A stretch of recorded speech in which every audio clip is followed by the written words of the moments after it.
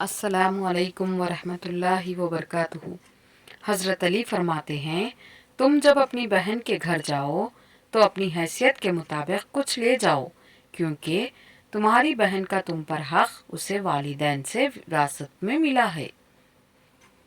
इंतहाई बदनसीब है वो शख्स जिसकी बहन नाराज हो और उसकी बहन की मौत हो जाए।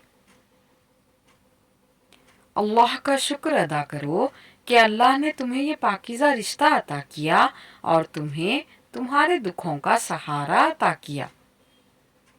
बहन अगर उम्र में बड़ी है तो वो माँ के हुक्म में है, उसका एहतराम करीब करीब उसी अंदाज में होना चाहिए जैसा कि हदीस से मालूम होता है, और अगर उम्र में छोटी है तो भाई के लिए ज़रूरी है कि तालीम व तरबियत और आम बर्ताव में उनका उसी तरह लिहाज रखे जिस तरह एक बाप अपनी बेटी का लिहाज रखता है।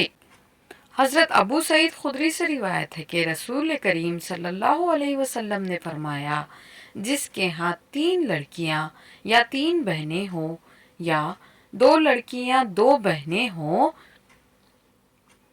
फिर उनके साथ अच्छा सलूक किया और उनके हुकूक के बारे में खुदा से डरता रहा तो वो जन्नत में दाखिल होगा। बहन अरमान होती है, बहन मान होती है, बहन एक जिस्म एक जान होती है।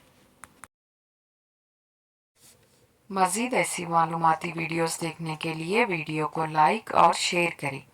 चैनल पर पहली बार आए हैं तो चैनल को सब्सक्राइब करें। जज़ाकल्लाह।